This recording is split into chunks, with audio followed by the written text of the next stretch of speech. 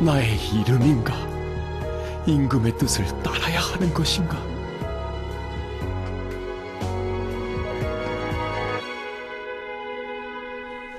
마침내 이경석은 먹을 갈기 시작한다.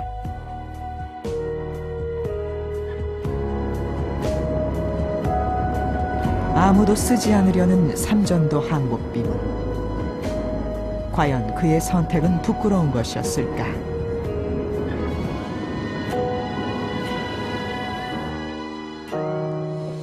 지금 입장에서 보면 잘 이해가 되지 않는 얘기죠. 때는 이미 청나라에 항복을 한 뒤였고 어차피 누군가는 해야만 하는 상황이었습니다. 그렇다면 당연히 써야 하지 않았을까요? 하지만 그렇게 쉬운 문제가 아닙니다. 당시는 명분을 목숨보다 더 중요하게 여겼던 시대였습니다. 따라서 자신의 존재 가치를 송두리째 뒤흔들 수 있는 글을 쓴다는 것은 결코 쉽지 않은 결정이었을 겁니다. 현실과 이상과의 괴리는 조선시대가 안고 있는 결정적인 모순이었습니다. 이 문제는 병자호란을 가져온 원인이자 남한 산성에서 끊임없이 계속됐던 갈등이었습니다.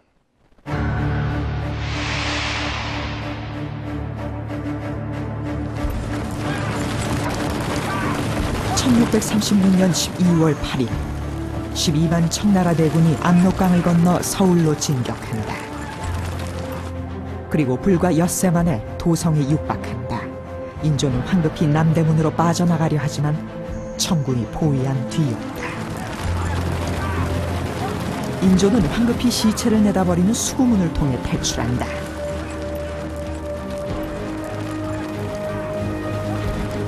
이날 밤 인조 일행은 남욱군의 등에 업힌 채 남한산성에 도착한다.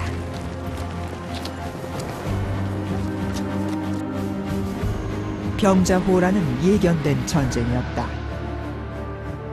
명나라는 임진왜란을 계기로 세력을 잃고 몰락해가고 있었다. 그 틈을 타 1616년 누르아치는 후금을 세웠고 흩어진 여진족 부족과 몽골까지 복속시켜 만주 전역을 통일한다. 그리고 만리장성을 넘어 중국 전역을 차지하기 위해 명과의 본격적인 전쟁에 돌입했다.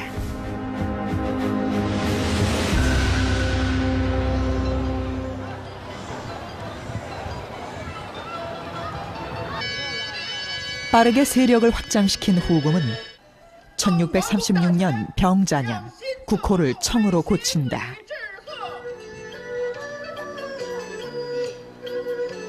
스스로 황제의 자리에 올라 명을 대신한 천하의 주인임을 선포한다. 그리고 조선에겐 군신의 관계를 맺을 것을 강요했다. 군신 관계냐 아니면 전쟁이냐, 최후 통첩이었다. 그러나 조선은 새로운 국제 정세를 받아들이지 못했다. 임금을 비롯한 조정의 여론은 청과의 외교를 단절하고 전쟁을 불사할 것을 주장하는 척화론이 팽배했다. 관인유자 내부에서는 요즘식으로 표현을 하면 왕따 당하는 거죠. 그거는 매장당한다고 봐도 됩니다. 실제로 조선 후기 역사에서 주화론을 적극적으로 내세웠던 사람들은 끊임없이 그 부분에 공격을 받아서 후손들도 공격을 받을 정도입니다. 그렇기 때문에 그 이야기는 함부로 하기 어렵고, 그거는 그 사대부들의 세계관의 근본에 해당되는 거기 때문에 그걸 쉽게 굽히자고 말하기가 어렵다, 이렇게 봐야 돼요. 누구도 이 일을 제기할 수 없을 만큼 척화론이 대세인 시점.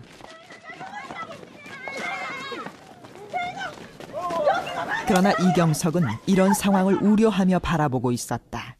이경석은 탄핵을 감수하며 척화를 경계한다.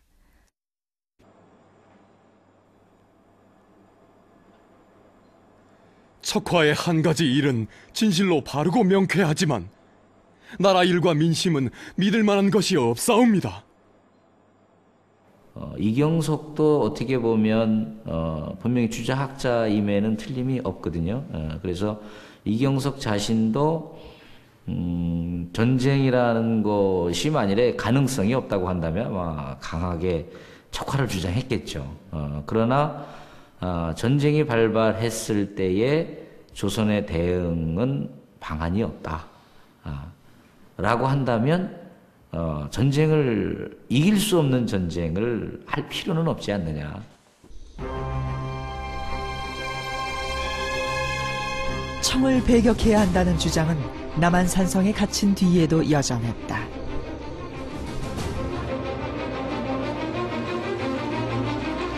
남한산성 안의 군사는 문간까지 포함해도 12,000명. 이에 비해 성을 포위한 청나라 군사는 12만 8천 명이었다. 유일한 희망은 강화. 그러나 강화 교섭은 척화파의 반발에 부딪혀 결렬된다.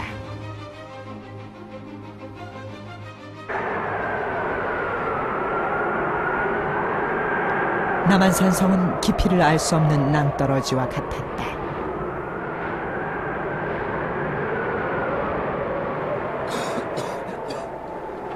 그해 겨울은 유난히 추웠다. 방한복이 부족해 군사들은 매서운 추위를 이기지 못하고 죽어왔다.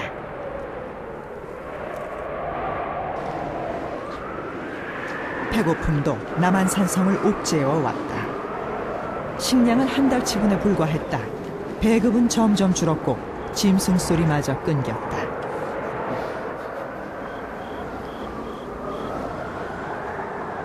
딱한 사정은 임금도 마찬가지였다. 인조는 침구도 없어 옷을 입은 채로 자리에 들었다.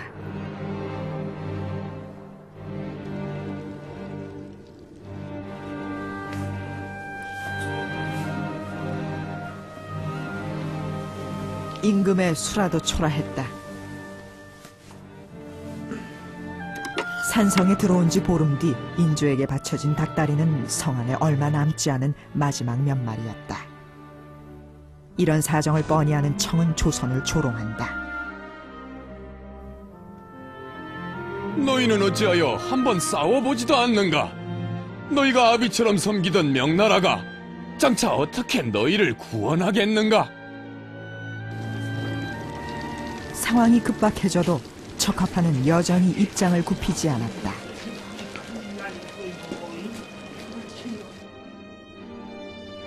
군사가 모두 죽고 사대부가 다 죽은 후에 빌더라도 늦지 않을 것이옵니다. 국가가 망하더라도 그건 어쩔 수 없다. 왜냐하면 명분과 의리를 지킨다는 것은 곧 인간으로서의 도리를 지키는 거기 때문에 그거를 굽힌다는 건 인간이기를 포기하는 것이기 때문에 국가가 망하더라도 인간으로서의 도리를 포기할 수는 없다는 입장이. 이경석은 강화를 주장하는 주화파에 속해 있었다. 더 이상 싸울 수 없고 지킬 수 없다면 화친만이 유일한 현실적 대안이었기 때문이다. 현실적으로 국가를 보존하는 것이 백성을 위해서 필요하다는 거죠. 거기서 이렇게 자기들의 어떤 개인적인 절개만 내세우는 거는 개인은 깨끗하다고 말할 수 있을지 모르지만 이 국가와 백성들은